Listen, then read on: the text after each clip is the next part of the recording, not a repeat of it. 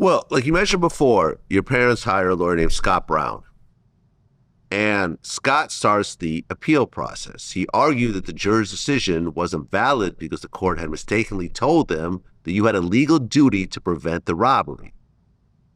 And he also said that a retrial would be hard to win without an affirmative defense that took into account exactly how trafficking victims are coerced. So through the process of this whole appeal, the prosecutors actually put the 10 years probation back on the table. Correct. Which is honestly a miracle at this point. Yeah. So because they really, sorry, let me interrupt you. Because at this point, they already had the conviction. You're already in prison.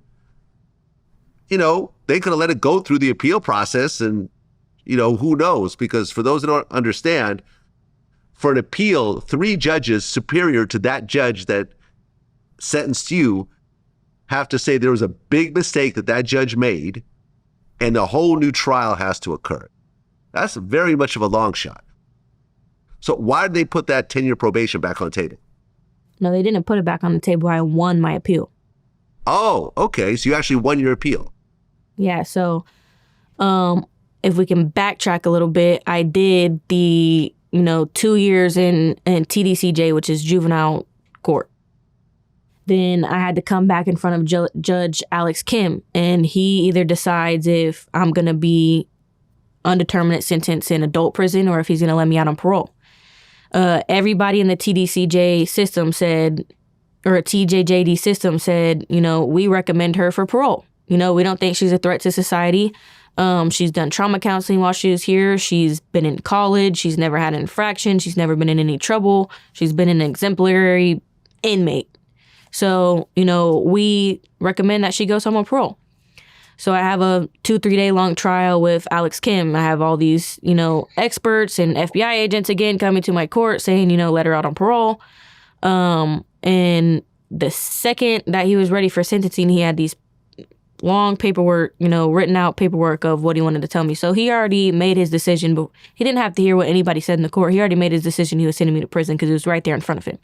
And he's the one that said, I think you more or less willingly went along with your traffickers, and I think that you enjoyed what happened to you. And so therefore, I'm going to sentence you to, and he said, I believe that if I released you today, that you wouldn't be a threat to society. But I believe that you enjoyed your trafficking and more or less went along with what the lifestyle they provided for you. So therefore, I'm sentencing you to an undeterminate sentence in TJJD at adult prison.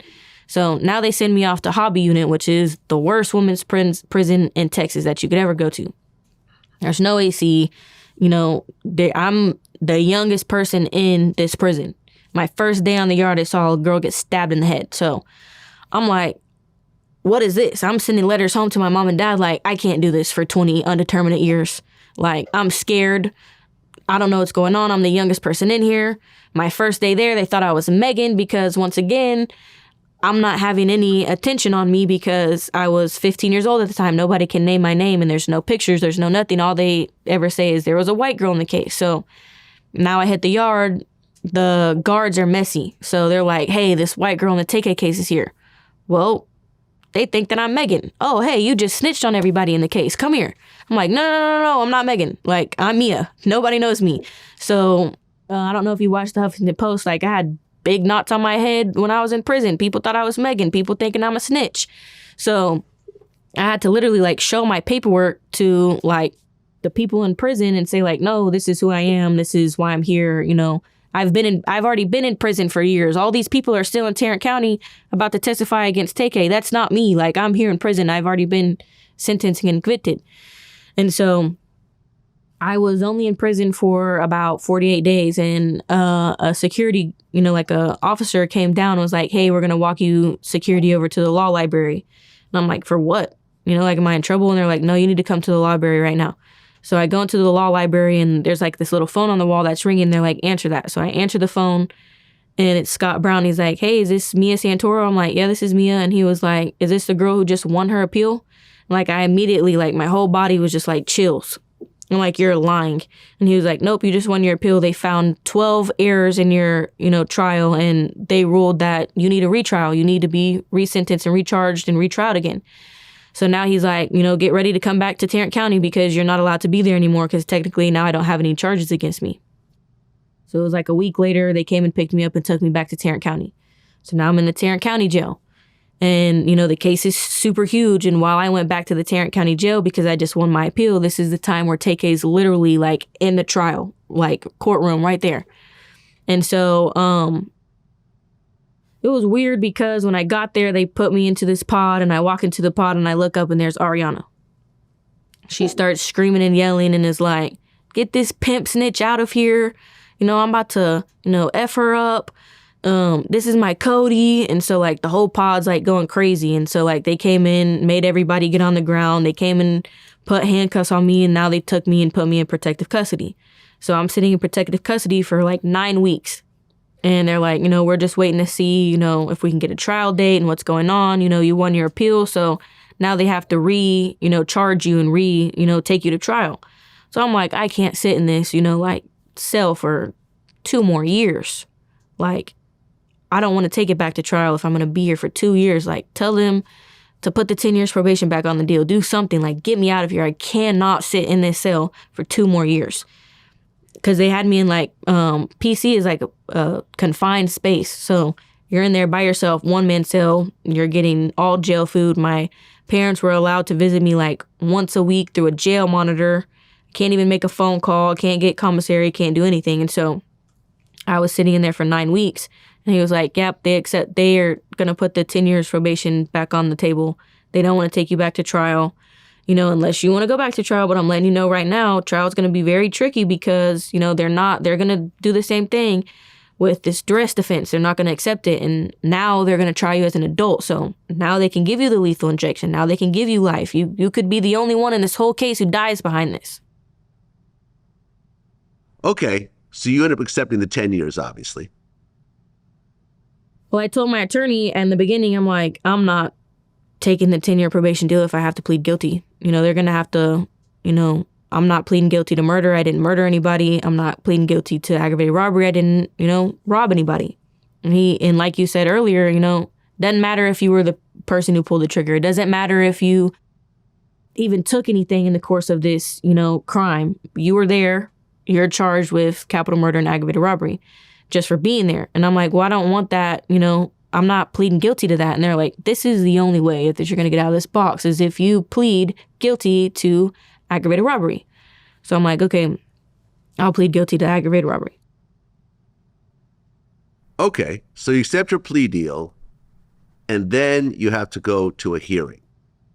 Yes. Now, when you show up at the hearing, Ethan Walker, who was the man who got killed in this whole situation, his parents show up. Walker's father holds up a photo of his 6-year-old granddaughter and looks at you and said, I want you to look at this one more time. Her daddy is gone. This is your doing. And he said, I want nothing for you but misery, sadness, degradation, loss, desperation, hopelessness, and helplessness. When this man, who's grieving for his son, says that to you, how do you feel?